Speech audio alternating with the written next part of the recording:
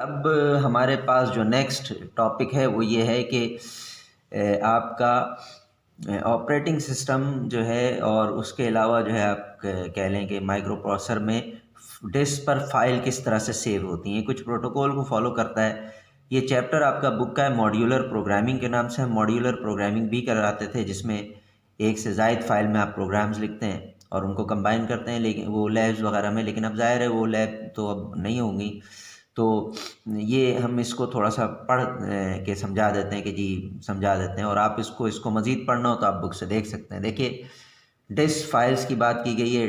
आप जानते हैं डिस्क फाइल क्या होती हैं। आप जो डेटा सेव करते हैं वो मेमोरी में हो रहा होता है आम प्रोग्रामिंग के दौरान, और अगर आप उसको डिस्क पे ट्रांसफ़र ना करें तो जब आप प्रोग्राम से एग्ज़िट होंगे या कंप्यूटर ऑफ करेंगे, प्रोग्राम से एग्ज़िट भी होंगे जब, तब भी मेमोरी जो है वहाँ की वॉश हो जाती है। वॉश से मुराद है प्रोग्राम से एग्ज़िट हो गए तो उसी जगह दोबारा अगर कोई और प्रोग्राम किसी ने रन किया तो ऑपरेटिंग सिस्टम उसी जगह पे वो दूसरा प्रोग्राम रन कर सकता है। तो वो आपका जो है जो मेमोरी में डेटा है वो बाकी नहीं बचता। या वैसे आपने कंप्यूटर ऑफ कर दिया तो दोबारा आपको डेटा देखने को नहीं मिलेगा। तो इसलिए हम उसको परमानेंटली सेव करते हैं। और कहाँ सेव करते हैं? डिस्क पे। डिस्क पे पुराने दौर में जो आपकी वो जो है फ्लॉपी डिस्क आती थी, अब आप हार्ड डिस्क पे सेव करते हैं। पहले भी हार्ड डिस्क भी आती थी, लेकिन अब आप सिर्फ हार्ड डिस्क ही ज़्यादातर आती हैं उस पर सेव करते हैं, या जो है आप USB वगैरह पे सेव करते हैं। तो डिस्क पे किस तरह से फाइल सेव होती हैं पर्टिकुलरली उसका जो है दिया हुआ है आपके पास, ठीक है ना। यानी डिस्क का पैटर्न वगैरह सब दिया हुआ है, और सेम प्रोटोकॉल पे जो है दीगर जगहों पे भी सेव होती हैं, लेकिन उसकी हम बात नहीं करेंगे इस वक्त। हम सिर्फ डिस्क की बात करेंगे कि जैसे USB है उसमें क्या होता है, या जो है आपके पास और दीगर जो है उनकी हम बात नहीं कर रहे, दीगर जो है परमानेंट से स्टोरेज डिवाइसेस जो होती हैं। लेकिन हम बात यहाँ पे कर रहे हैं डिस्क की, ठीक है ना। तो डिस्क पे किस तरह सेव होती हैं तो वो देखते हैं हम। देखिए, डिस्क फाइल्स के बारे में लिखा हुआ है, data are found stored on the disk in the form of files. The disk itself is organized in four main parts: the boot sector, the file allocation table, the root directory। सबसे पहला boot sector होता है, उसके बाद file allocation table होता है, और फिर रूट डायरेक्टरी होता है। नीचे फिगर है, मैं उसको दिखा के आपको बता दूंगा, ज़रा इसको पहले रीड कर लें। The root directory and the data storage area. Further file allocation table के बाद root directory and the data storage area, चौथा area data storage area. The Windows NTFS system, ये असल में जो इस था फाइल एलोकेशन टेबल फैट कहलाता था।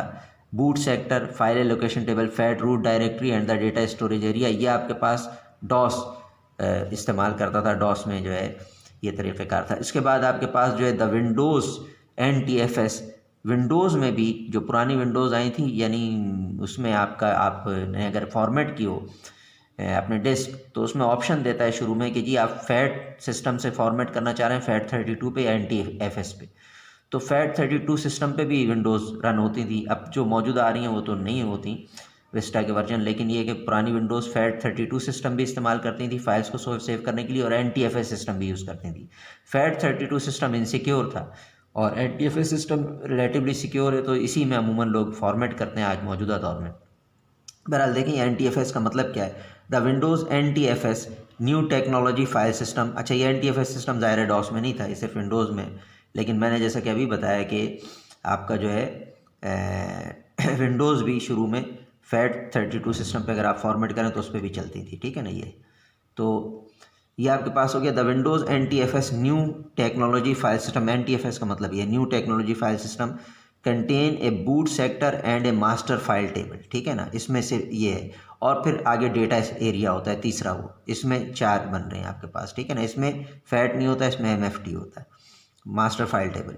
The first sector on the disk is the boot sector which is use to load the disk operating system DOS from the disk into the memory when power is applied to the computer. The FAT or MFT is where the names of files, subdirectories and their location on the disk are stored by the operating system, ठीक है ना। All references to any disk file are handled through the FAT or MFT.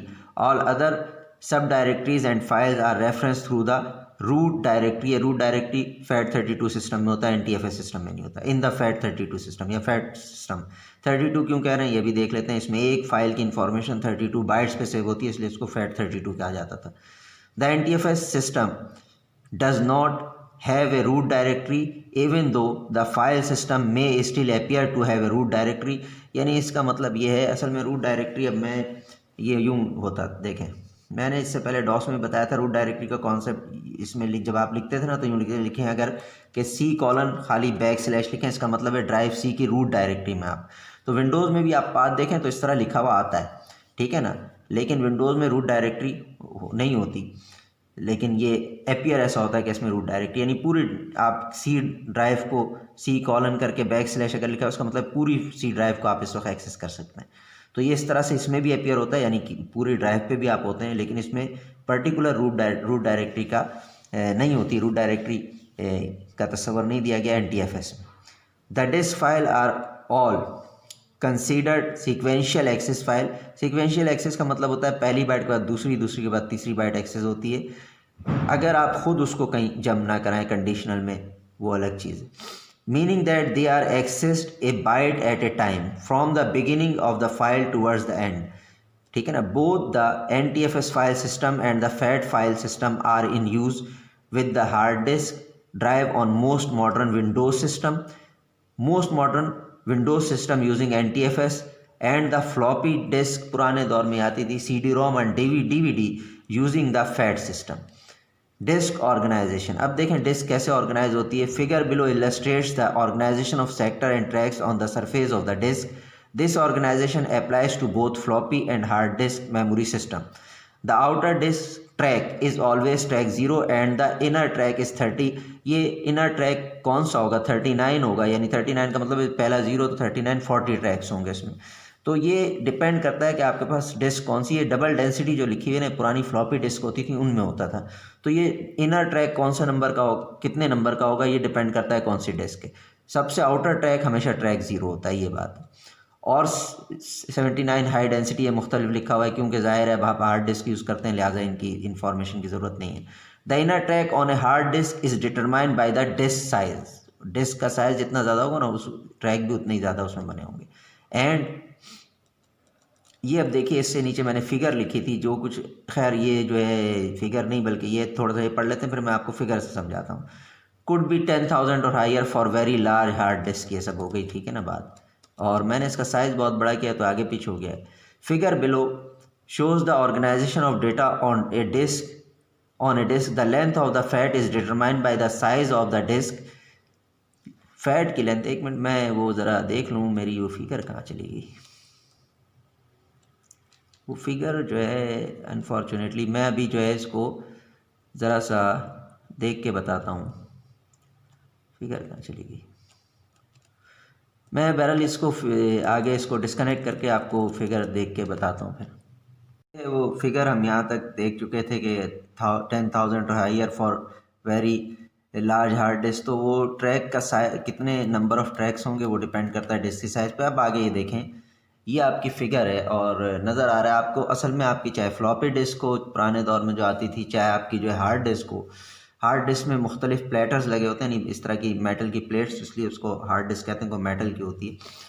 तो उनके ऊपर जो है असल में कुछ केमिकल्स का जो है वो होता है, यानी उसके ऊपर तह चढ़ी हुई होती है जो कि असल में इलेक्ट्रिकली जो है चार्ज और डिस्चार्ज हो सकता है। असल में मैग्नेटिकली हमें कहना चाहिए, असल में इसका हेड जो है इस पर रीड और राइट करता है। तो उसमें एक किस तरह से होता है, ये एक हार्डवेयर की डिटेल है। बहरहाल उसमें कॉइल होती है जिसमें से करंट गुजरता है, उस अराउंड फ्लक्स पैदा होता है, तो वो जो है आपके पास चार्ज कर सकता है, यानी राइड कर सकता है। और इसी तरह से जब किसी चार्ज एरिया में से गुजरता है तो उसमें करंट जनरेट होता है हेड में और वो उसको रीड करता है। तो हमें वो जो है इसमें इस वक्त तफसीलात की ज़रूरत नहीं है, वो हार्डवेयर है उसका। असल में देखें, ये जो गोल गोल सा नज़र आ रहा है ना, इसमें ये ट्रैक कहलाता है इसके अंदर। और ये ट्रैक इसमें इस केमिकल्स पे बने हुए होते हैं बाकायदा फिज़िकली। ये इनके सेक्टर कहलाते हैं, यूँ जो यूँ यूँ यूँ ऊपर से नीचे तक। ये बीच में इसके एक होल होता है गोल सा, यानी ये बीच से कटी हुई प्लेट होती है, समझ लें। अगर हार्ड डिस्क भी है तो उसमें फिक्स होती है। इसके अंदर एक मोटर फिक्स होती है, उसको स्टेपर मोटर कहते हैं। मे भी आपने जो है उसको पढ़ा हो, अभी डिजिटल इलेक्ट्रॉनिक्स की लैब में किया हो, ना किया होगा तो आप 6th सेमेस्टर में अभी जो है इंडस्ट्रियल इलेक्ट्रॉनिक्स की जो लैब आप कर रहे होंगे उसमें शायद आप कर चुके हों। और अगर नहीं किया तो फिर आगे शायद उसको कराएंगे, क्योंकि अब लैब्स तो हो नहीं रही। तो बहरहाल इसमें स्टेपर मोटर फिक्स होती है। आप जानते हैं स्टेपर मोटर जो है आपके पास किसी भी एंगल पे घूम सकती है। तो अब मैं पहले बात करता हूँ, सबसे अपर ट्रैक जो है ना, ये आपके पास जो होता है इसके अंदर वो यानी ज़ीरो, ट्रैक ज़ीरो जिसको कहा हुआ था, ट्रैक ज़ीरो, और ये इसका इंडेक्स होल होता है। चाहे हार्ड डिस्क को उसमें इस तरह से वो फिक्स होता है इस जगह, एक जो है इसकी जिसको हम कहना चाहिए लीवर कह लें, या एक चीज़ फिक्स होती है इसके अंदर, इधर मोटर होती है। तो इससे ये इसको जो है यानी रीड करता है। इसके बिल्कुल नीचे जो ट्रैक होता है वो पहला ट्रैक होता है, यानी ये यूं यूं करके बना हो तो यहाँ भी बना हुआ होगा इस तरह से। तो इसके साथ बिल्कुल इंडेक्स होल के साथ जो ट्रैक होता है वो ट्रैक नंबर आप 0 कह लें या 1 कह लें, यानी पहला होता है। सॉरी, वो सेक्टर नंबर, ये यूं क्रॉस में जो बना होता है क्या होता है, सेक्टर। तो सेक्टर नंबर पहला होता है, यानी 0, चाहे पहले सेक्टर को आप 0 कहें चाहे 1 कहें वो। और ये ऊपर वाला इसके साथ इसने बनाया नहीं, अब मैं ज़ाहिर है कि इसको इस पे ये स्क्रीन है इस पे तो नहीं बना सकता, लेकिन ये कि आपके पास यूं करके बना हुआ। तो यूं समझ लें कि ट्रैक 0 और सेक्टर 1, यानी या ट्रैक 0 और सेक्टर 0, अगर पहले सेक्टर को आप 0 कह रहे हैं, वो सबसे यहाँ पे होगा टॉप, ठीक है ना, सबसे टॉप वाले ट्रैक 0, और इसके नीचे साथ वाला जो है सेक्टर 0। ये आपके पास बूट सेक्टर होता है। असल में कंप्यूटर जब आप स्टार्ट करते हैं तो आपकी हार्ड डिस्क या आपकी कोई भी डिस्क रीड होना यहीं से शुरू होती है, ट्रैक 0 और सेक्टर 0 से। इसमें एक बूट स्ट्रैप लोडर नामी प्रोग्राम होता है।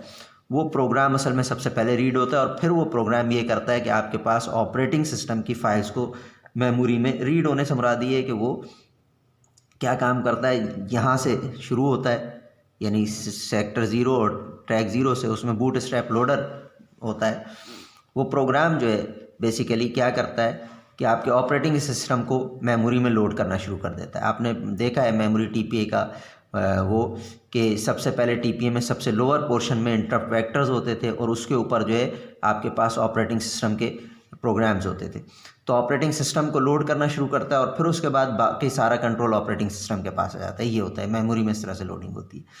ख़ास बात क्या है कि बूट स्ट्रैप लोडर सिर्फ और सिर्फ 512 बाइट का होता है आपके पास उसमें, और वो ये इसका एक क्रॉस सेक्शन का मतलब क्या है, देखें ये है, ये एक ट्रैक है, ये ट्रैक और सेक्टर का जो हिस्सा है, सेक्टर और ट्रैक का जो क्रॉस सेक्शन है, ये एक क्रॉस सेक्शन मैं इसको कह रहा हूँ, ये 512 बाइट का होता है। तो 512 बाइट का आपके पास जो है ये बूट स्ट्रैप लोडर होता है, खाली एक ही इसमें मौजूद होता है, किसमें, एक क्रॉस सेक्शन में। उससे आगे आपके पास जो है बूट स्ट्रैप लोडर से आगे आपके पास इसमें जो लिखा हुआ था ना अभी, फैट मौजूद होता है। फैट में फाइल्स की इंफॉर्मेशन होती है। फाइल्स की इंफॉर्मेशन कैसे होती हैं, देखें, ये जो आपकी बुक होती है ना, बुक के अंदर मैं इसको दिखाता हूँ।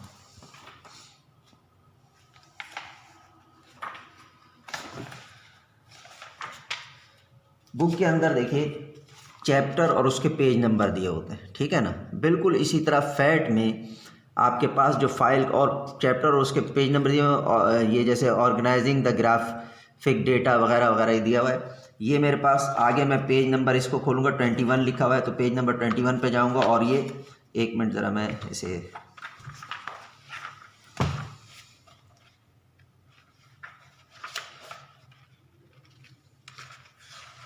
ये रहा, ये पेज नंबर 21 पे हम गए और ये आ गया। लेकिन इसमें हेडिंग डली हुई ना ऊपर चैप्टर की, कंप्यूटर में कोई हेडिंग नहीं डली होती।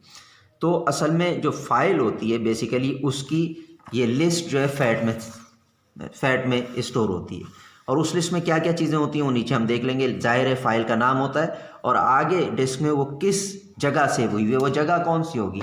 जाहिर है कंप्यूटर के पास कौन सी जगह है, आपके पास वो सर्च करता है इस क्रॉस सेक्शन को। आप इसको बाज़ औक़ात सेल भी कहते हैं, बाज़ क्लास वो कहते हैं, इस क्रॉस सेक्शन आप कह लें। इस वक्त मुख्तलिफ़ जगहों पे मुख्तलिफ़ नाम रखे होते। तो ये अगर फ़र्ज़ कर लें इंडेक्स होल के नीचे जो है ट्रैक 0 सेक्टर 0 है, अगला जो है आपके पास होगा ट्रैक 0 सेक्टर 1, ट्रैक 0 सेक्टर 2, इस तरह से। फिर ये ट्रैक 1, ये वाला ट्रैक 1 सेक्टर नंबर जो भी होगा इस तरह से।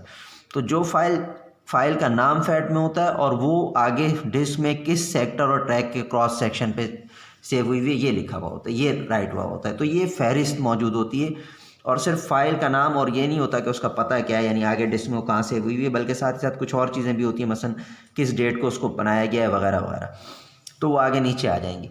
तो इस तरह से ये होता है। अच्छा, बिल्कुल फर्स्ट क्रॉस सेक्शन जो इसमें बूट स्ट्रैप लोडर होता है, उससे आगे आपका फैट होता है, फाइल एलोकेशन टेबल, जिसमें हर फाइल की मालूमात 32 बाइट पे लिखी हुई होती है। पहली बाइट पे शुरू में उसका फाइल नेम होता है, आगे 3 बाइट 8 कैरेक्टर का, फैट में 8 कैरेक्टर का फाइल नेम होता है, यानी फाइल नेम लिखने के लिए सिर्फ 8 बाइट होती हैं। इसीलिए आपको, जब आपको याद होगा कि हम सी वगैरह में काम कराते तो आपको कहते थे कि फ़ाइल का नाम जो है 8 कैरेक्टर से ऊपर नहीं होना चाहिए, और FAT32 सिस्टम कोई स्पेशल कैरेक्टर उनमें अलाउ नहीं करता कैरेक्टर्स के अलावा और नंबर्स के अलावा फ़ाइल नाम देने के लिए। हाँ, अंडरस्कोर आप इस यूज़ कर सकते हैं, तो वो सब हम आपको कहते थे।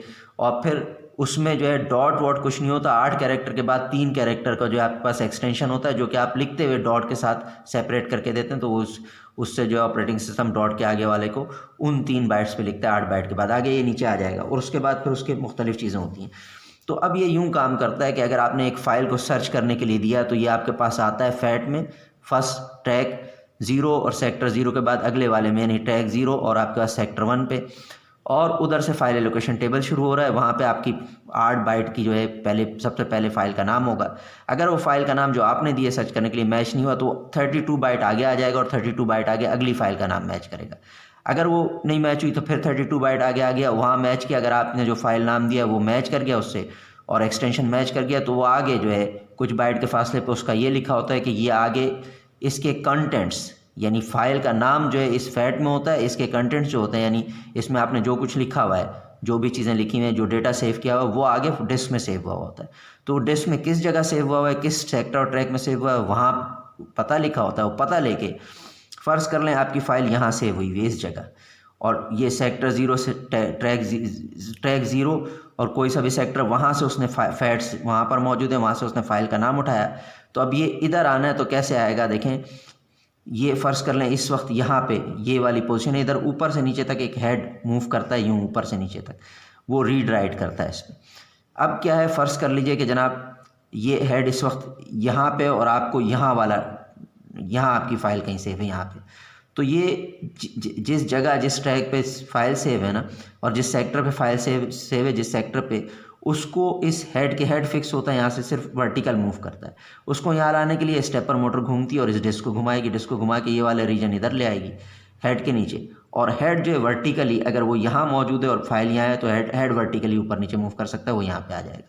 यूँ सेक्टर ट्रैक का पता लेके उसको रीड करेगा। फिर अंदर डिस्क में जहाँ डेटा सेव होता है, डेटा सेविंग एरिया, वहाँ पे कोई भी जो है आपके पास जो है फाइल के ऊपर उसकी हेडिंग वेडिंग नहीं डली हुई होती, ठीक है ना, सिर्फ उसका पता यहाँ पे मौजूद होता है। फैट में सारा इंडेक्स मौजूद होता है, और उसके बाद जो आगे ये मौजूद होता है। आगे जो है फाइल फैट के बाद आपका अगला जो पोर्शन होता है वो रूट डायरेक्टरी का होता है, और उसके बाद की जो भी पूरी डिस्क होती है वो आपके पास, उसमें क्या होता है, उसमें जो है आपका सारा डेटा सेव होता है। फैट का साइज़ कितना होता है, जैसे आपके पास मैंने कहा कि बूट स्ट्रैप लोडर के लिए सिर्फ और सिर्फ जो है एक क्रॉस सेक्शन होता है 512 बाइट का। फैट का साइज़ कितना होता है, ये साइज़ डिपेंड करता है कि आपके टोटल जो है डिस्क का साइज़ कितना है। देखिए डॉस में अगर आप एक फ़ाइल बनाते हैं डॉस के अंदर, और उस फाइल में कुछ भी नहीं लिखते, खाली सेव कर देते हैं, मैं आपको दिखा देता हूँ। ये देखिए, मैंने ये एक फ़ाइल ली, इसमें मैं ये भी नहीं लिखता, कुछ भी नहीं लिखता, सिर्फ इसको सेव करता हूँ। देखें, फ़ाइल सेव एज करके मैंने जो है इसको सेव कर दिया। चलिए इसको जो है मैंने txt के नाम से, और यहाँ पे जो है मैंने कर दिया, यहाँ पे इसका नाम लिख दिया ch ठीक है। ये आपके करके इसको मैंने खाली सेव कर दिया है। इसमें कुछ भी नहीं है, इसका 0 बाइट का इसमें कुछ भी नहीं लिखा हुआ, एक कैरेक्टर 1 बाइट पे राइट होता है डिस्क में, तो इसमें जो कुछ भी नहीं लिखा मैंने। अब मैं अगर इसका साइज़ चेक करूँगा ना, इस वक्त जो है मेरा ये जनरली मुझे थोड़ा सा उलाना पड़ेगा जिस फोल्डर में सेव किया है। ये हो गया, और इसमें मैंने जो है chk करके सेव किया था, आई थिंक सो। तो मैं इसको chk लिखता हूँ सर्च पे तो ये आ जाएगा .txt। ये देखें, ये chk.txt, मैं इसको जो है, ये देखें साइज़ 0 बाइट दे रहा है, यानी इसकी साइज़ कुछ भी नहीं। लेकिन देखिए अगर मैं इसकी प्रॉपर्टी लूँ तो ये क्या दिखाएगा, ये दिखा रहा है आपका, देखिए कि 0 बाइट है इसका, आपके पास कोई साइज़ नहीं है, लेकिन जो है आपके पास मिनिमम जो है ये इसको सेव करेगा कितने पे, डॉस की सूरत में। अभी मैंने इसको डॉस में ये आपके पास इसको सेव करेगा, कम से कम डिस्क स्पेस के लिए जगह रिजर्व करेगा 2 किलोबाइट की, ठीक है ना, 2 किलोबाइट की। और आपके पास विंडोज़ में अगर आप एक फ़ाइल बनाते हो उसमें कुछ भी नहीं लिखते तब भी वो मिनिमम जगह रिजर्व करता है 4 किलोबाइट की। अब इसको समझने के लिए यूँ समझें कि अगर फ़र्ज़ कर लें, ज़ाहिर है हार्ड डिस्क इससे बड़ी होती है लेकिन मैं समझाने के लिए कह रहा हूँ कि आपके पास 200 बाइट की हार्ड डिस्क है, 200 किलोबाइट की हार्ड डिस्क है, तो 2 किलोबाइट पे एक फ़ाइल सेव होती है मिनिमम, ठीक है ना। अगर आप उसमें एक कैरेक्टर भी ना लिखें, 2 किलोबाइट पे एक फ़ाइल सेव होती है।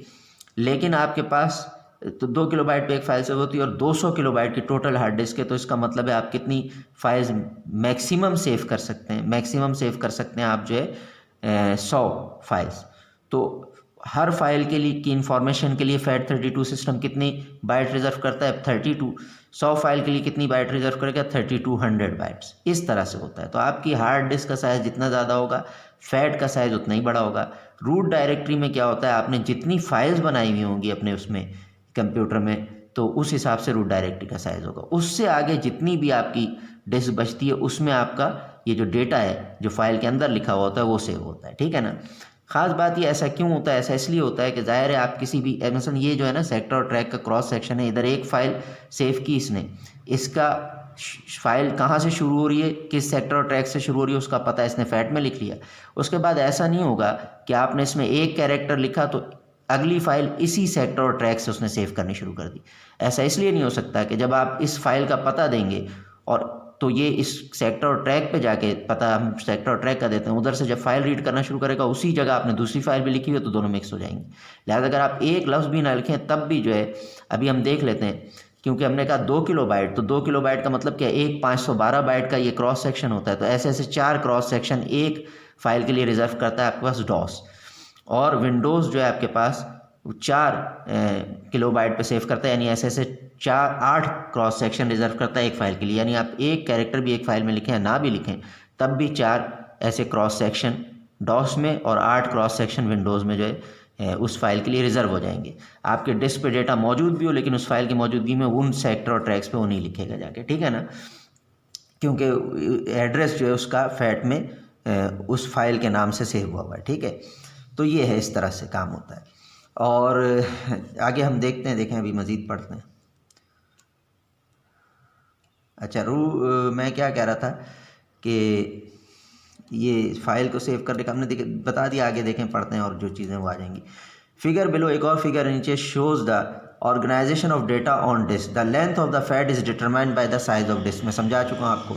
इन the NTFS system the length of the MFT is determined by the number of files stored on the disc.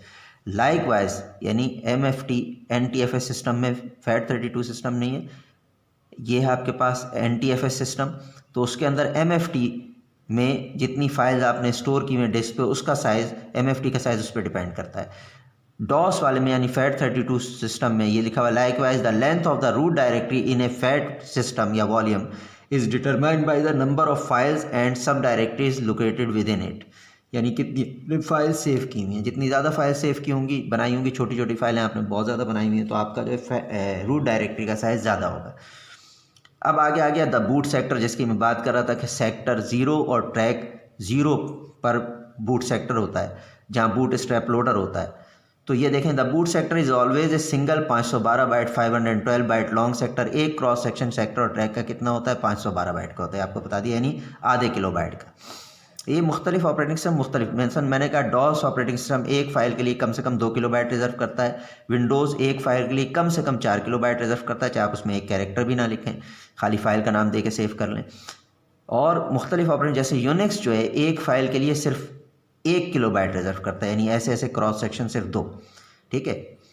अच्छा, अब ये हो गया कि जो बूट सेक्टर था is always a 512 byte long sector located in the outer track at sector 0 the first sector, ठीक है ना।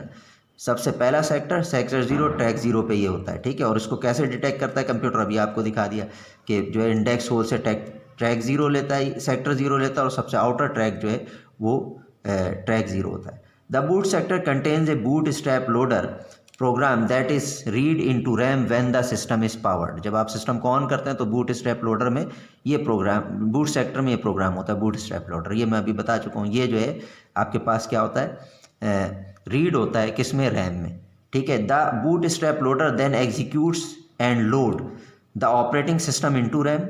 Next the boot strap loader passes control to the operating system, और अब सारा कंट्रोल ऑपरेटिंग सिस्टम के पास आ जाता है। Operating system program allowing the computer to be under the control of and execute Windows in most, यानी under the control of operating system. Windows in most cases इसलिए लिखा है, ज़्यादातर लोग विंडोज़ ऑपरेटिंग सिस्टम चला रहे होते हैं, मतलब किसी भी ऑपरेटिंग सिस्टम को आप चला रहे हैं, एक बार ऑपरेटिंग सिस्टम रैम में लोड होगी, आप सारा कंट्रोल उसके पास आ जाता है, ऑपरेटिंग सिस्टम के पास आ जाता है। दिस सेम कौन सा कंट्रोल कंप्यूटर को हैंडल करने का, उसमें डेटा जो है मेमोरी मैनेज करने का खुसूसन और डिस्क मैनेजमेंट का काम जो है, ये ऑपरेटिंग सिस्टम के दो अहम कामों में से। This same sequence of events also occurs if the Linux operating system is found on the disk. The FAT indicate which sector are free, which are corrupted, unusable, and which contains data. The FAT table is referenced each time that the operating system write data to the disk so that it can find a free sector. Each free cluster is indicated by 000H in the FAT and each occupied sector is indicated by the cluster number. Cluster का मतलब यही cross section की बात कर रहा है। एक cluster can B यानी स्टार्टिंग क्रॉस सेक्शन, मैंने अभी कहा ना कि डॉस आपके पास 4 क्रॉस सेक्शन पर एक फाइल यानी 2 किलोबाइट पे एक फाइल सेव करता है, तो उसका पहला जो क्रॉस सेक्शन है वो आपका जो है वो क्रॉस सेक्शन का एड्रेस जो है किसके पास होगा, फैट के पास होगा।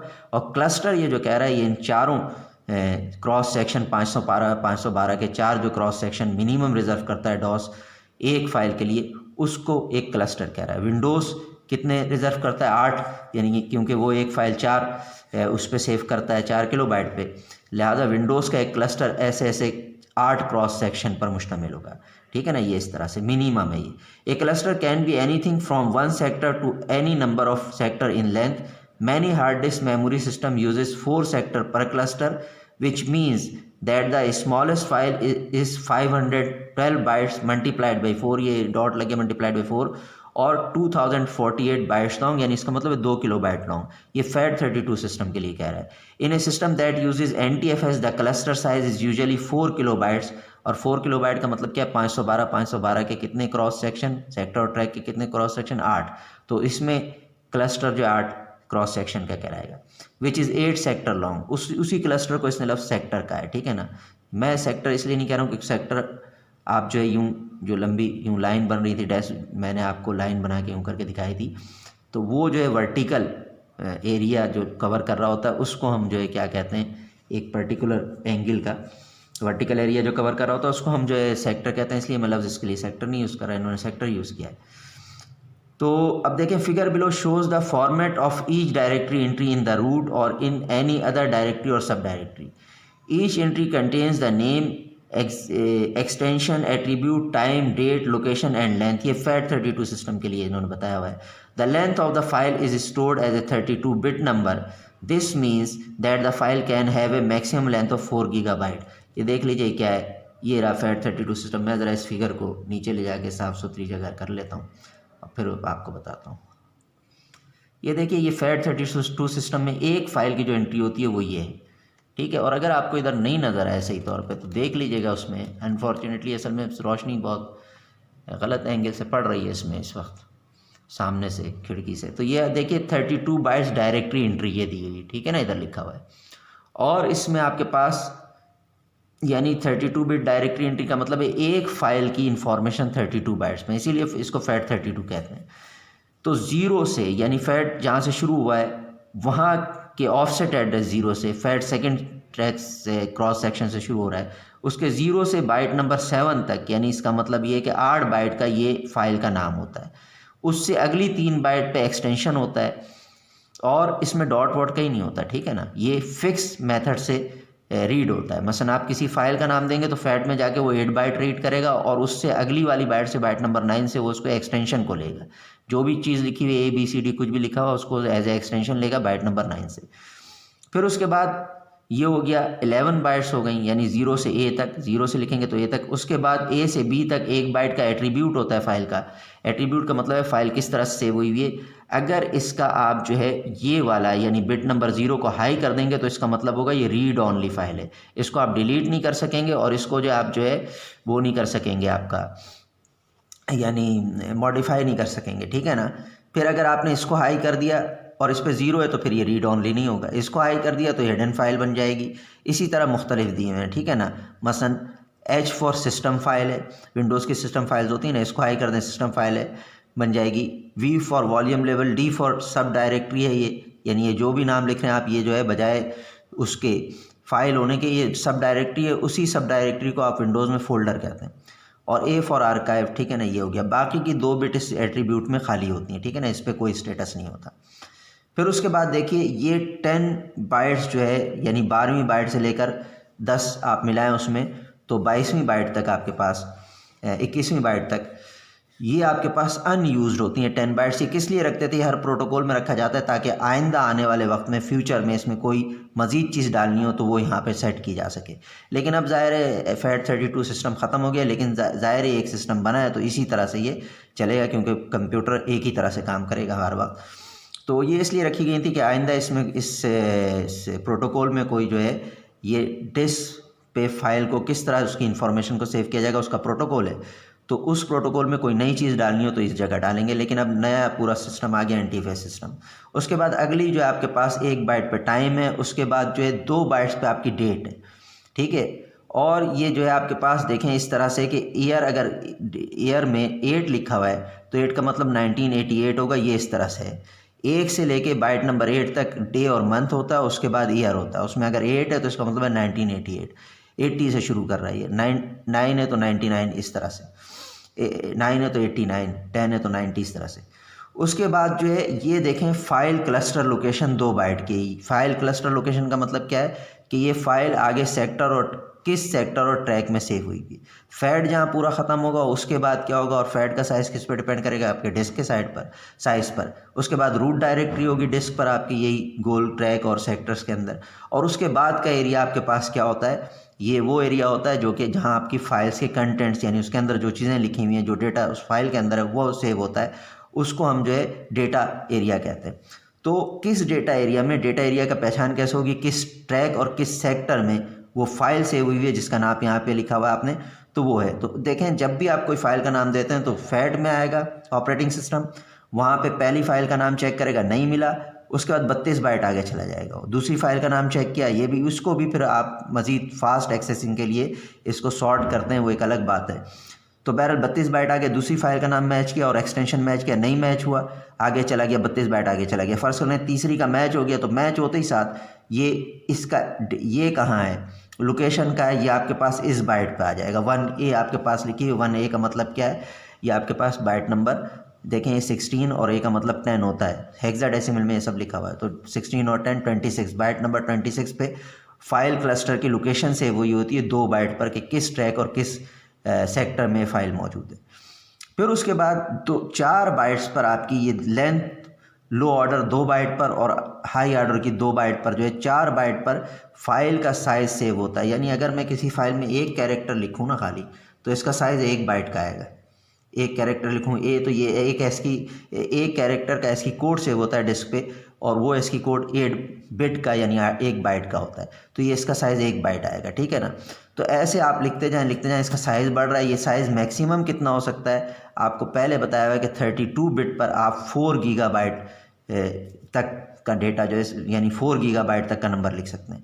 तो एक फ़ाइल का साइज़ जो डॉस सिस्टम है, फैट सिस्टम है, उसमें 4 गीगाबाइट से ऊपर का नहीं हो सकता। यानी आप एक फ़ाइल में अगर डेटा सेव करते जा रहे हैं तो 4 गीगाबाइट से ऊपर का डेटा आप सेव नहीं कर सकते, उससे आगे डेटा सेव नहीं करेगा, ठीक है। अच्छा, लो ऑर्डर और हाई ऑर्डर क्यों दिया हुआ है? असल में डॉस सिस्टम जो था ना आपके पास, ये डॉस में FAT32 सिस्टम सबसे पहले चलता था, तो आपके पास डॉस में सारी प्रोग्रामिंग जो हुई है 286 की हुई है, और 286 में 16 बिट के रजिस्टर होते हैं जो कि 2 बाइट के बराबर होते हैं। तो हम फाइल्स करवाते थे यहाँ पे, अब लैब ज़ाहिर हो नहीं सकी, तो उसमें आपको बताते थे असल में ये 2 ज़ाहिर है 4 बाइट पे अगर आपको साइज़ लिखना है, या उस साइज़ में किसी भी फाइल में किसी भी जगह पे आप अपने कर्सर को मूव करा सकते हैं, उसका साइज़ देना है, और वो 2 बाइट से या दूसरे 2 बाइट पे कितना लिख सकते हैं आप, मैक्सिमम 2 बाइट पे जो है 65,535 लिख सकते हैं ये। तो 65,000 फाइल के शुरू से लेके फाइल का पहला वाला कैरेक्टर 0 कहलाएगा, इसका ऑफसेट 0 होगा। 0 से लेकर 65,535 तक आ गए, उससे ऊपर आना होगा आपको तो 16 बिट से ऊपर लिखना पड़ेगा। तो 16 बिट का साइज़ एक अलग फाइल में देते थे और अगले 16 बिट का फाइल अलग साइज़ अलग फाइल में देते थे। अगर कोई फाइल बहुत बड़ी है यानी 65,536 से ज़्यादा कैरेक्टर हैं उसमें, तो उससे नीचे मूव करने के लिए आपको अगले उसमें रजिस्टर में उसका ऑफसेट एड्रेस देना पड़ता था। 2 रजिस्टर से एक्सेस करते थे इसको, इसलिए लो बाइट और हाई बाइट करके दिया हुआ है, ठीक है ना। तो ये है FAT32 सिस्टम की पूरी वो ख़ास बात। एक और थी, वो ये कि अगर फ़र्ज कर लें यहाँ पे फाइल नेम कोई एक फाइल पे एक डिस्क पे आप एक फ़ाइल सेव करने जा रहे हैं, तो उसको ऑपरेटिंग सिस्टम को कैसे मालूम चलेगा कि यहाँ पे कोई फ़ाइल है कि नहीं? वो जाके रीड नहीं करता हर उसको। मसलन जब आप फाइल डिलीट करते हैं ना, तो फाइल का यहाँ से रेफरेंस, ये नाम डिलीट होता है, एक्सटेंशन डिलीट होता है, ये सारी चीज़ें जो एंट्रीज़ हैं वो डिलीट होती हैं। उसमें फ़ाइल क्लस्टर लोकेशन पे 000 प्लेस हो जाता है। आगे डेटा एरिया में फ़ाइल के जो कंटेंट्स हैं वो डिलीट नहीं होते, ठीक है ना। तो जब यहाँ से रेफरेंस ख़त्म हो जाएगा तो कंप्यूटर हमेशा रीड ही ऐसे करता है कि कोई भी फाइल आप देंगे तो उसको फैट को रीड करेगा, देन जाके अगर वो फाइल का नाम मैच कर गया, जो आपने फाइल दी थी रीड करने के लिए, उसको नाम दिया था वो मैच कर गया, एक्सटेंशन मैच कर गया, तो यहाँ से उसका एड्रेस उठाएगा और रीड करेगा। अगर नहीं मिलेगी फाइल तो जाके अपनी मर्जी से पूरे डेटा एरिया में नहीं सर्च करेगा, ज़ाहिर उसको क्या पता कौन सी फाइल सर्च करनी। तो यहाँ से एंट्री डिलीट होती है और आगे फाइल जो डेटा एरिया है जहाँ पे आपके फाइल के कंटेंट सेव हुए हैं, चीज़ें सेव हुई हैं, वो डिलीट नहीं होते। तो अब आपके पास कैसे पता चलेगा कौन सा सेक्टर ट्रैक खाली है? वो यहीं से लेता है। अगर यहाँ पे फ़र्ज़ कर लीजिए कोई ना, ये नाम भी लिखे हुए की बात नहीं है, आपके पास ये यूँ इस बाइट को डायरेक्टली एक्सेस करता है। अगर यहाँ पे 000 लिखा हुआ है तो इसका मतलब है ये वाला जो है आपके पास खाली है, ठीक है ना। अगर आपके पास जो है यानी इसका एड्रेस लिखा हुआ फाइल का, तो फिर वो इसका मतलब ये हुआ कि ये वाली जगह खाली नहीं है, ठीक है ना। ये तो मसला ये है कि फ़ाइल को इस तरह से सेव किया जाता है और इस तरह रीड किया जाता है। The location is the starting cluster number. Windows NTFS uses A Windows अब NTFS सिस्टम का FAT32 सिस्टम का था, तो ये फ़ाइल इस तरह से जो है रीड होती है, हमने कह दिया ना रीड होती है किस तरह से, इस तरह से। अच्छा, उसके बाद जो आपके पास क्या है, the Windows NTFS uses a much larger directory entry और रिकॉर्ड 1024 बाइट्स। FAT32 सिस्टम एक फाइल का एंट्री कितने 32 बाइट पे करता है, ये 1024 यानी पूरी 1 किलो बाइट की एंट्री करता है। इसमें देखें क्या क्या चीज़ें इसके अंदर, असल में डेट और टाइम जो था मैंने थोड़ा सा भूल गया बोलना। ये डेट और टाइम क्या, जिस टाइम को आपने फ़ाइल क्रिएट की और जिस डेट को क्रिएट की, ये उसको सेव करता है, ठीक है ना। कौन सा? डॉस का FAT32 सिस्टम। FAT32 सिस्टम बाद में विंडोज़ में भी चला, बहरहाल FAT32 सिस्टम, जबकि डॉस तो सिर्फ FAT32 सिस्टम पे ही काम करता था। जबकि विंडोज़ का NTFS सिस्टम जो है वो एक फ़ाइल की एंट्री 1024 बाइट पे करता है। उसमें जिस डेट को आपने फ़ाइल क्रिएट की वो भी होता है, जिस टाइम को क्रिएट किया वो भी होता है, और लास्ट मॉडिफाई जिस टाइम और डेट को किए वो भी होता है। उसके अलावा पासवर्ड होते हैं, बहुत सारी चीज़ें होती हैं, इसीलिए सिक्योर है। तो 1024 bytes then that of the FAT32 system, जो 32 बाइट सेव करता है। The MFT record contains the file name, file data, MFT file master file table. जिस तरह से इसका ये है आपके पास FAT, उसका मास्टर फाइल टेबल होता है, ठीक है। The MFT record contains the file name, file date, attribute and data. The data can B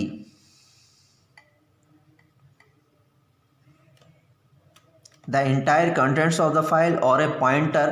pointer का मतलब वही एड्रेस, जैसे वो सेव कर रहा है क्लस्टर और यानी ट्रैक और सेक्टर का एड्रेस, इसका मतलब पॉइंटर है। पॉइंटर का मतलब ये है।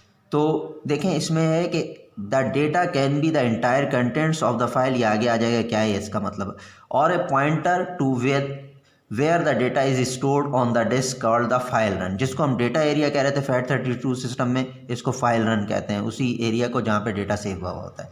Generally files that are smaller than about 1500 bytes fit into the MFT record, यानी अगर एक फ़ाइल 1500 बाइट से कम की है तो आपके पास वो MFT में ही फिट हो जाती है, उसको आगे वो फाइल रन में यानी डेटा एरिया में नहीं सेव करता।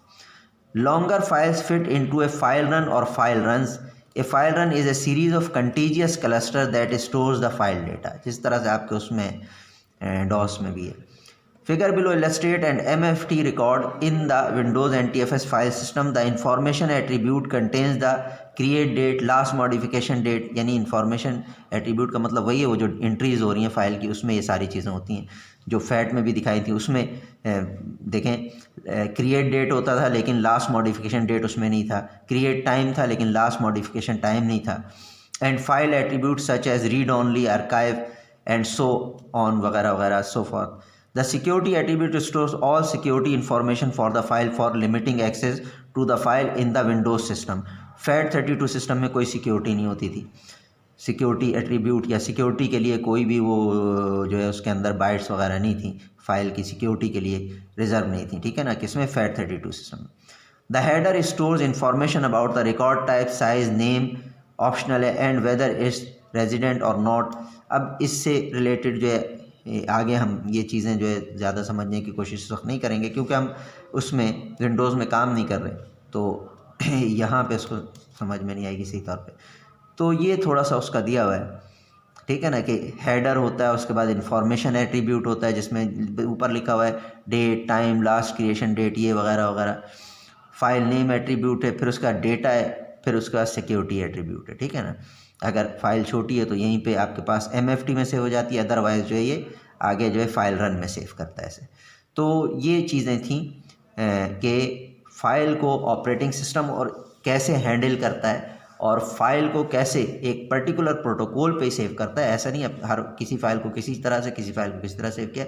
ज़ाहिर है एक मशीन है, एक फ़िक्स तरीके से चलती है तो उसको सेव करने के लिए भी फ़िक्स तरीका ही बनाया गया। तो ये हमारे पास थी कि फ़ाइल को डिस्क पे कैसे मैनेज करता है ऑपरेटिंग सिस्टम।